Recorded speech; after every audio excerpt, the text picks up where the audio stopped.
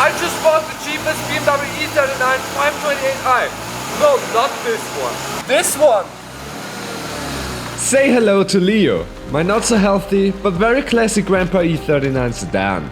But he has major problems. The engine is toast, at least according to the pre-owner and this oil cap here. The engine is mixing a cocktail out of coolant and oil, which led Leo to sit still for 1.5 years, staring at a wall, collecting dirt.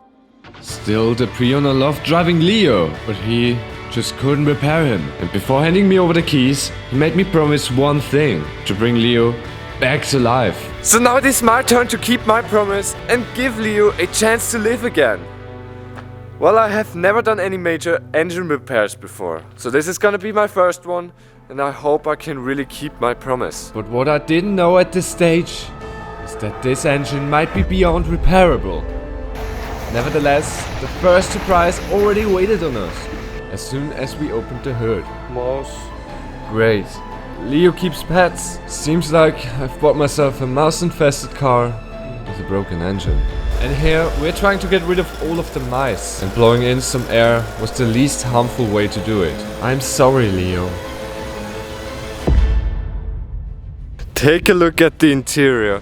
I know it's very dirty, but every button is here, everything works, and it's actually a pretty rare interior.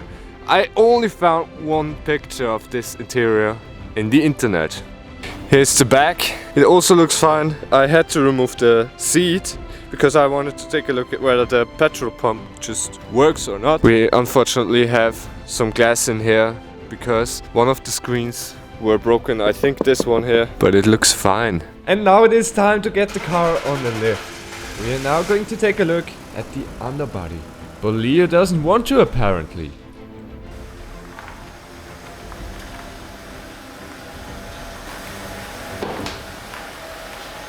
Good. I'm gonna be totally honest with you.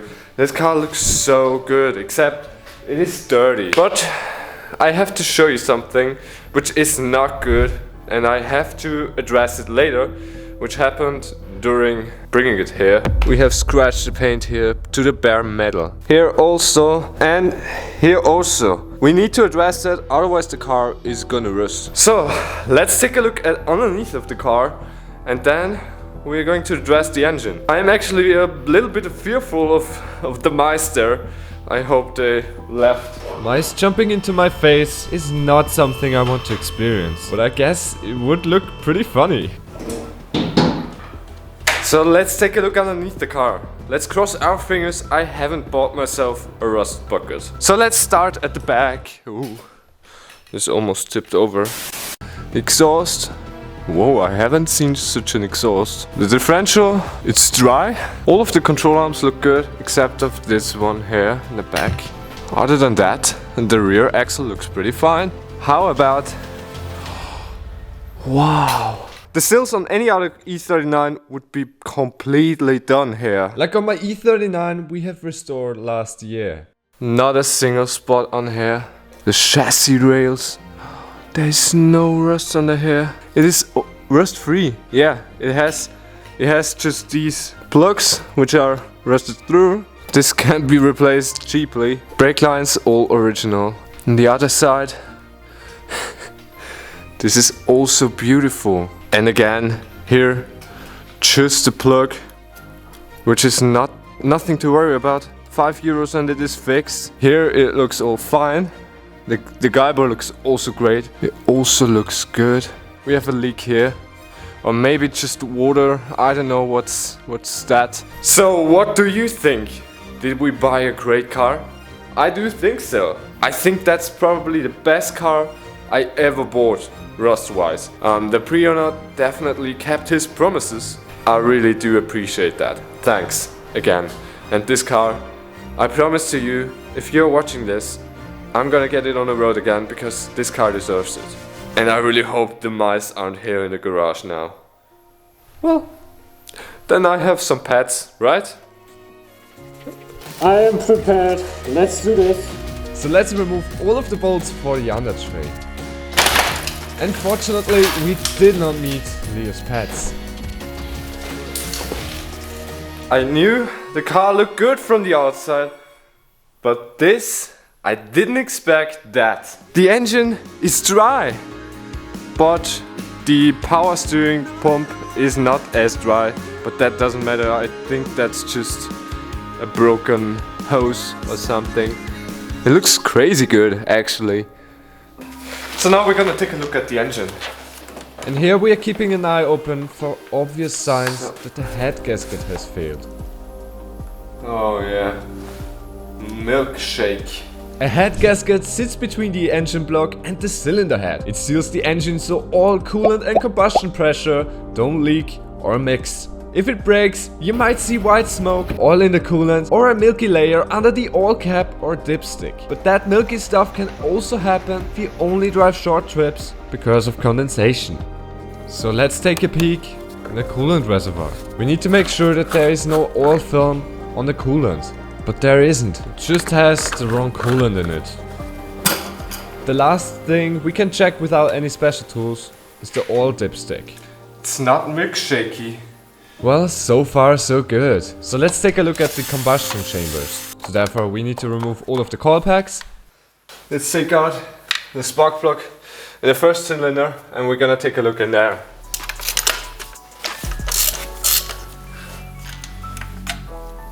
It's wet, stinks just like fuel. Now it is the next day and today I want to fully diagnose the engine. But the first thing we have to do now is we have to protect all of the places where the paint is away. So I'm just going to put on some cable grease there because it is way too cold to paint. And I definitely need to wait till the weather is a little bit warmer and we can fully paint it there. So now we have protected all of the surfaces that have no paint on them. In the meantime, I'm trying to gain some knowledge about fixing stuff like this. Now we're gonna take a look at the engine. There is an engine. Looks good. Perfect. But before we are diagnosing the engine, we need to clean the engine bay, because we don't want anything to get into the combustion chambers. Let's remove all of the spark plugs.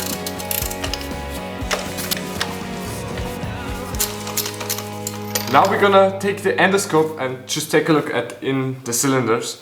I just want to make sure that all of the cylinder walls are okay, that there isn't any metal in there, how much carbon is built up, because if there is a lot of carbon built up on the engine or on the pistons, then it means the car is just driven for short distances, which the pre-owner already told me. He drove about 1 kilometer a day sometimes and he didn't drive otherwise. Hopefully there is no puddle of coolant in there or any cylinders that are squeaky clean and the others are not, because that means that the head gasket is probably blown.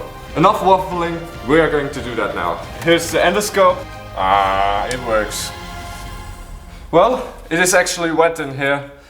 The spark plugs also were wet, but I think it's just fuel.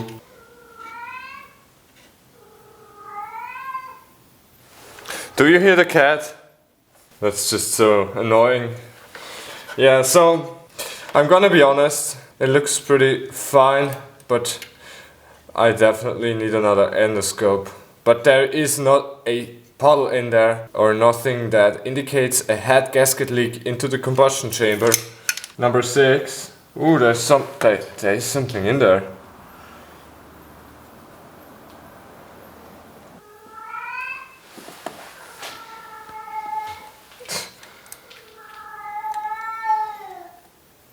I'm gonna send this endoscope back. It's just shitty. I've just heard something move here.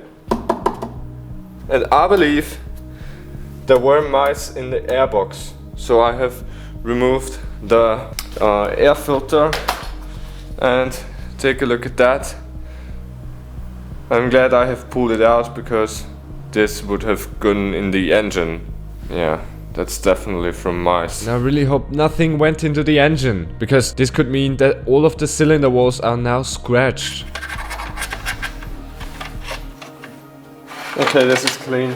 So now we are ready to test the compression of the engine. A compression test checks how well the engine seals the air inside the combustion chamber. If the head gasket is leaking, air can escape and the pressure will be lower than normal. So let's hope Leo will perform a high score on this test. For this specific engine, we should see at least 10 bar.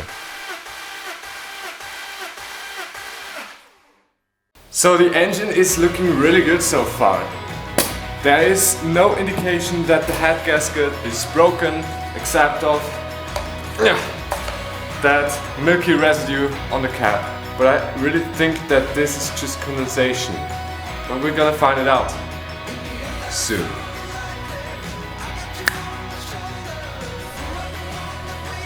So let's remove the oil filter, because maybe there is a milky residue in there, which indicates a head gasket failure. It's dark, it's not milkshakey, that's definitely all. I think this looks fine.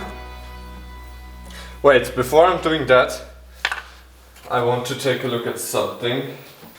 But if you're taking a look in here, it doesn't look too slimy. Oil swims on top of water, which would mean that the oil pump just picks up water, and you can perfectly see the condition of the oil through the oil filler hole. But yet again, it was fine, just a little bit of condensation. So the car right now has no air filter in it, and I don't want to run it like that. But I have an idea.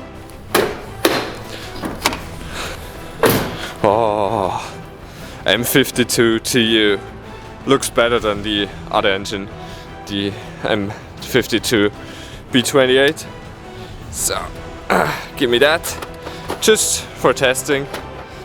I need to swap it actually, because this doesn't look good anymore.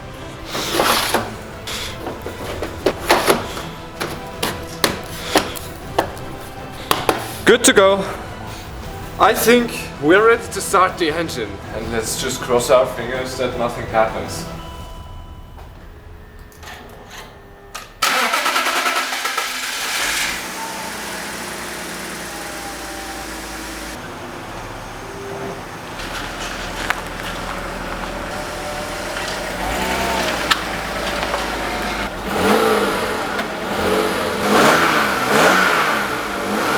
For a car that stood around for 1.5 years, I think that's nothing to worry about.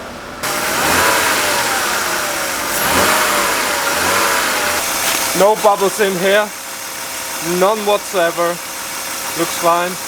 I was constantly checking for any signs of a bad head gasket, but there were none. It was alright.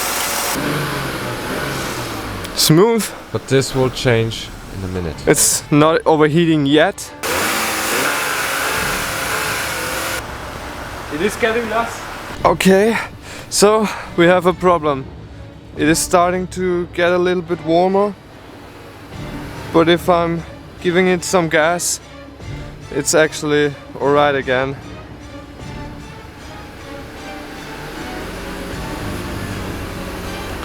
Okay.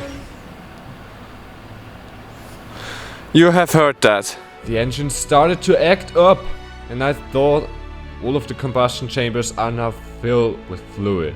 And again, we have some milky residue on the oil cap, which also could mean that it is condensation, because we just let it run for, I don't know, 15 minutes. And there was no sign of coolant on the oil dipstick, which means that the oil isn't mixed with coolant. This is a good sign. Still, the engine is overheating and produces a ton of smoke. Is it holding air? If it's not holding any pressure, this could also mean that the head gasket is broken. But it is fine. It doesn't look like there's coolant in there. Okay, here's a little puddle in here, but it's really black. Oh yeah, puddle in here. You can see that here. The cat spoke to me and I bought something. I have a new toy. Come a little bit closer. That's good. And take a look at this. Now this is a better endoscope, and now we can also film. Woo! Hi guys. Hello. So now take a look at this in here. It is wet. Maybe the valve stem seals are broken, The cylinder walls look fine except of a few scratches here, but they aren't deep or anything. Nothing to be worried about. After 290,000 kilometers. This was cylinder number 1. Cylinder number 6. There's a little puddle down here. Oh, that's oil. I don't think we have a head gasket issue. We have definitely some oil rings or valve stem seal problem. There's so much oil in here. Ooh, can you see that? These are some pretty bad scratches in the cylinder walls. This could really mean the end of this engine. There. Here. These marks again. Here you can see oil coming from the valves. This really means that the valve stem seals are broken. I'm gonna be honest, this is my first engine I have really thought about fixing and not replacing. I don't know if it's worth saving Leo. But I made a promise. And I have to keep it. And I don't care what it takes. So now we're gonna put Leo back into the garage and I really need to start him again. I don't want to start him, but we have to, because you just can't push this car. I don't know why.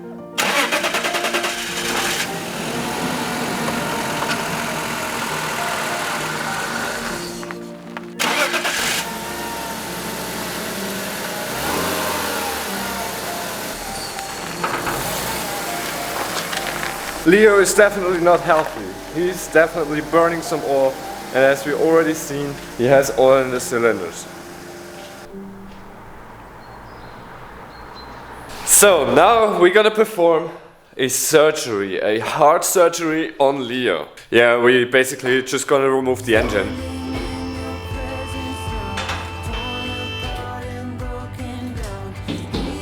At first, we have to remove the exhaust and then we're gonna remove the gearbox. Okay, please. Yeah. 5 nuts to go here in the front. Putting the car down. And then removing all of the nuts holding in the exhaust at the back. 4 bolts in the middle. And then we can lift up the car and the exhaust goes out. Removing the heat shields. Spidey. Oh yes, this was never removed. Next up we are removing 3 bolts in the front from the prop shaft. 6 nuts where the prop shaft connects to the differential in the back. Then remove the heat shield, marking the position in the middle. And removing the 2 nuts holding in the prop shaft. Then we can take it out. Packed with grease. So we have to protect it from dirt. Good. Removing the gearbox cable. Next up, cable. Then the transmission oil cooler lines. So, just be careful, there's coming oil out of here. Okay. Second electrical connector. Okay. Then a heat shield that covers bolts from the transmission. Okay. Let's start removing the bolts from the transmission. But oh boy, were they tight. And now 3 bolts from the torque converter. Ouch.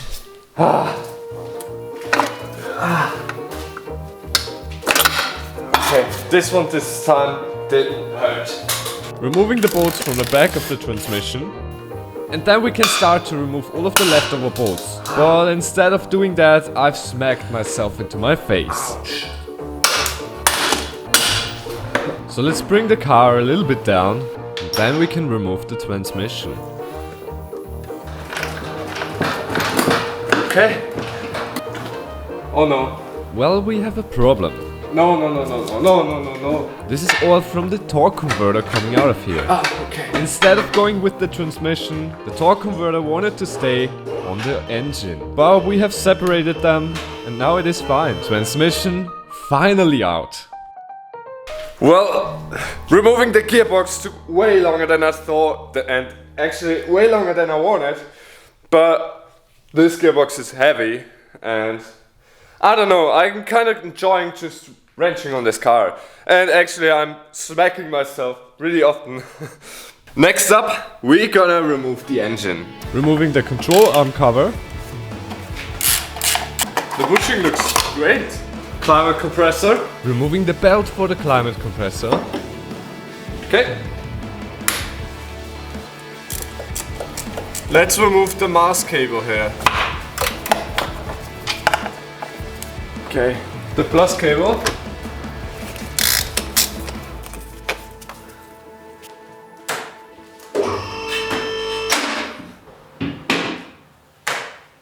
Removing the coolant.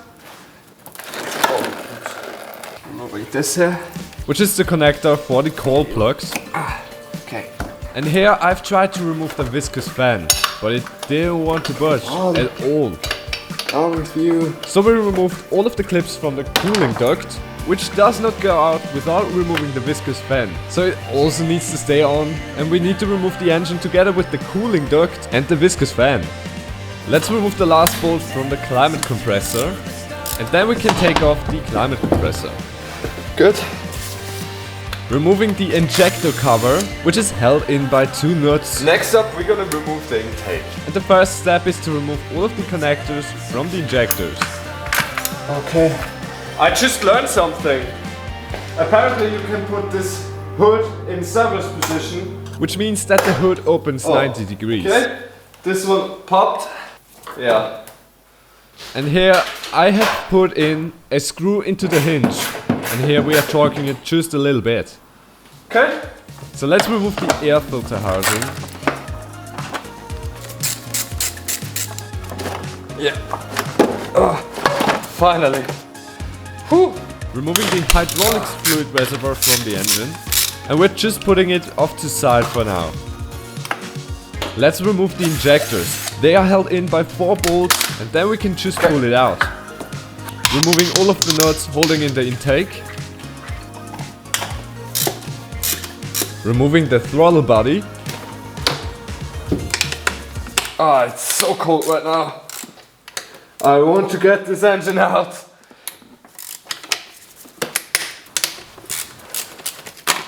Okay. Removing the PCV line here. Ow. The purge valve. We're gonna remove it now. We're just disconnecting every line from the purge valve. Good. Next up, the vacuum line from the brake booster. Good. Okay. And now we can remove the intake. Finally, after so many steps. Finally. And here I'm just disconnecting every electrical line and remove everything out of the way that we can pull out the engine. There's not much left. Now we remove the power steering pump. Good. I've just snipped the belt. Okay. Good. I'm starting to remove the coolant lines. One at the top, Okay. one at the side, one in the rear, Okay. and one at the bottom. For the next step, we need to hoist the Saurus Rex, lifting the engine just a bit, and removing the 2 nuts connecting the engine to the engine mounts. Picking up the engine. Finally, after so many steps, we can finally remove the engine.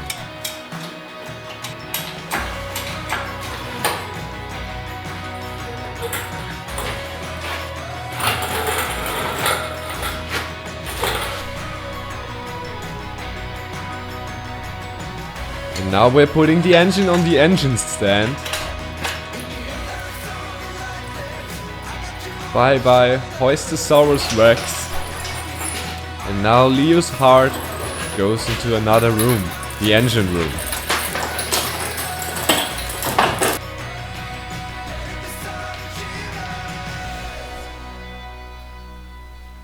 And at first, we need to remove all of the coil packs.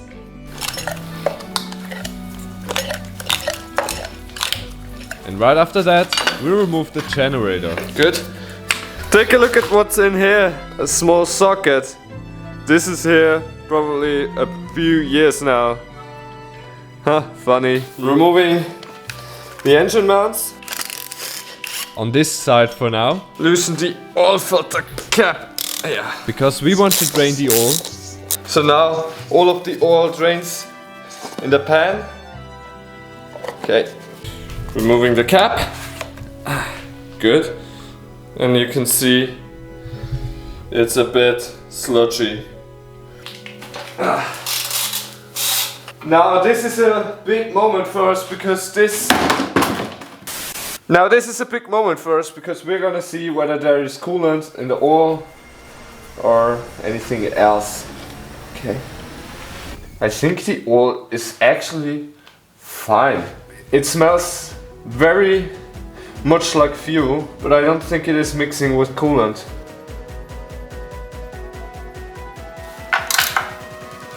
Okay. And here we are removing the second engine mount. Next up, the manifold. I found the culprit for the oil in the cylinders and also the smoke. I think the main culprit is definitely the valve stem seals. Before we are going to disassemble the engine further, we need to clean it first. Removing the valve cover.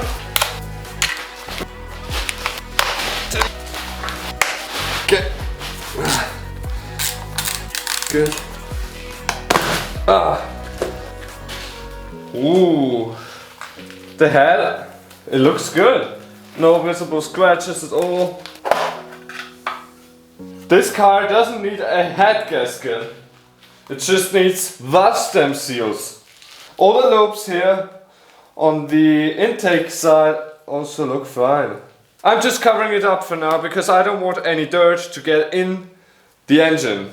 Now we're gonna drain the coolant, therefore we have to remove this screw here. Next up, we are removing the fan blades because I just can't get off the viscous fan clutch. Oh, good. Removing the Venus line with the BMW tool, right here.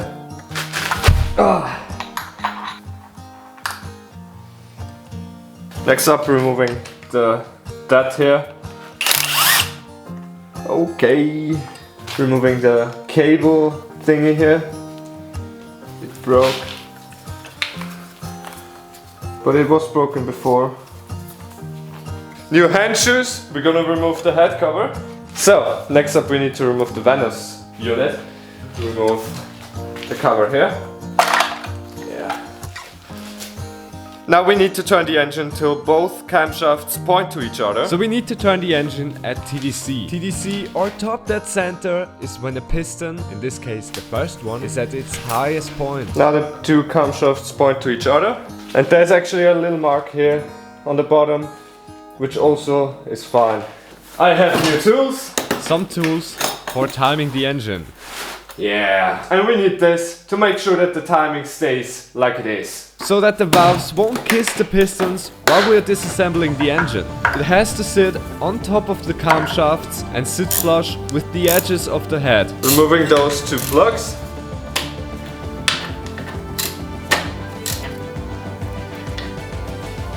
Now loosen these bolts. But just loosen them, so not remove them fully. Now we need to press down the chains and put in the special tool, like that. Perfect. Removing all of the nuts here. These are the nuts that hold in the Venus unit. So, let's remove the Venus. Therefore we have to turn the chain clockwise. Finally. And then we can take it out. Now we are removing the bolts fully.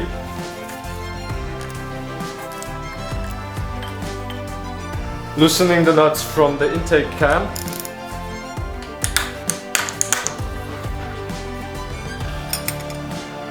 Now we're gonna remove the chain together with these cam gears. Ooh. Okay. Good. All the things in here.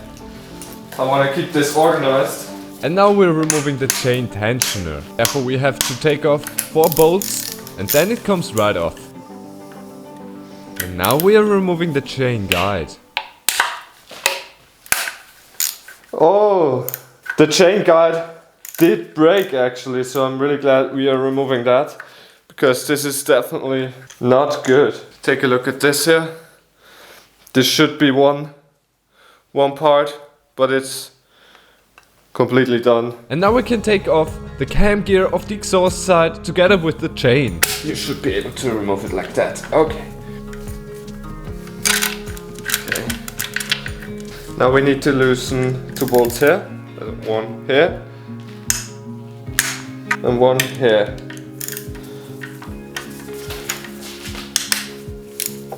Using a magnet to get out the bolts. Now we have to remove the camshafts, and this is actually a pretty terrifying process because these are very fragile. These camshafts are actually hollow, so they bend quite easily. So therefore I'm gonna take my time with removing these. But first we have to turn back the crankshaft 30 degrees before OT. Or in English, top dead center. Okay. Now we're loosening each camshaft bearing cap nut by half a turn, starting from the outermost caps, working towards the innermost, and repeat that process till we can take out the camshaft.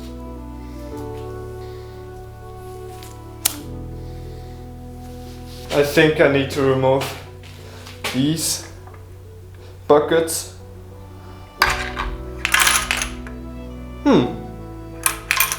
Great. Well, now we need to put back all the hydros into their correct position. Now we have more space here. We're gonna do the same thing on the other side too. Okay. Doesn't matter. And now we can start to remove all of the head bolts. This engine is known for stripping head bolt threads, so let's hope we won't damage anything. But you and I are about to witness something neither of us would have expected in a million years. Okay.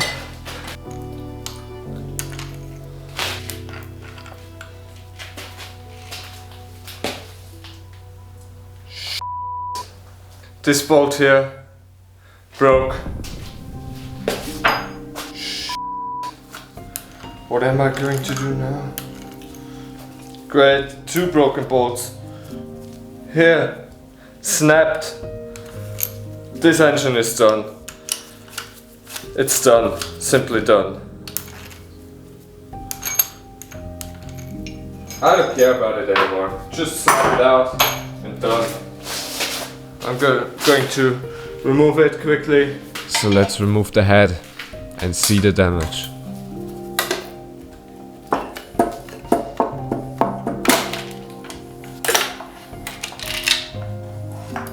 This is the only spot where I really think there's something wrong. But this could just happen because of removing the head. Take a look at this here. That's the broken bolt. But I don't know what happened here. This is dirty. Looks like dirt. And the other one is here. I don't know what happened here, to be honest. In here there's a massive amount of oil. I'm not sure whether it is from the head. I don't know what to do now, because I'm not sure whether I can get these out or not. Well, I'm gonna be honest, I don't know why these head bolts just tore off. I'm not even sure why they are rusted like that. They look bad. There was a good possibility that some coolant passages were not as tight as they should have been. Maybe the head gasket was broken and flushed the bolts, which would make sense, I guess. And it's now a couple of hours later, and I need to drive away. So in the meantime, I thought I'm gonna test something. One bolt I'm gonna spray with WD-40. It also doesn't matter right now if it is going into the coolant or in an oil line.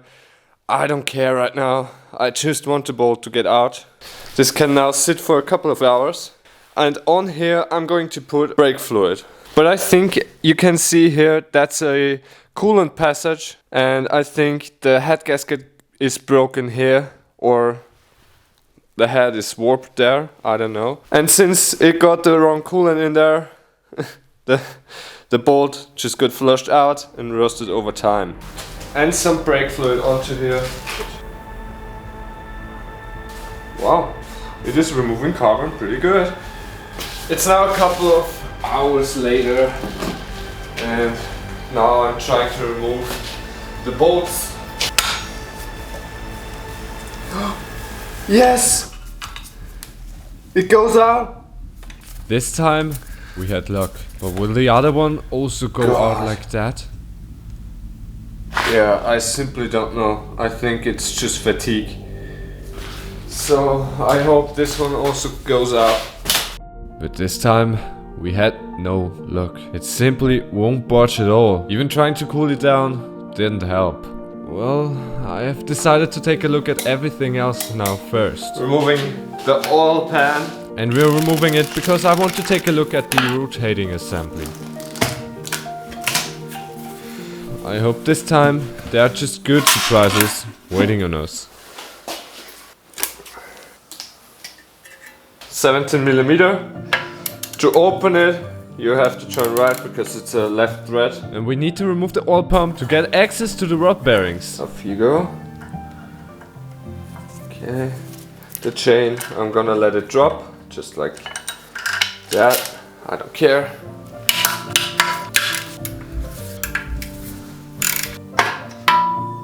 So. And now we're removing the oil baffle plate. So. Oh. It is time to remove the rod bearing caps.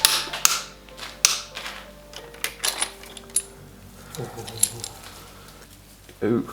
Well, and they did look worn. Pretty severely actually. But not only the rod bearings, also the crankshaft is a little bit worn. The next step was to take a look at the cylinder walls. We already inspected them with the endoscope, but I thought maybe it looks just worse on camera. But it didn't. I think in reality it even looked worse.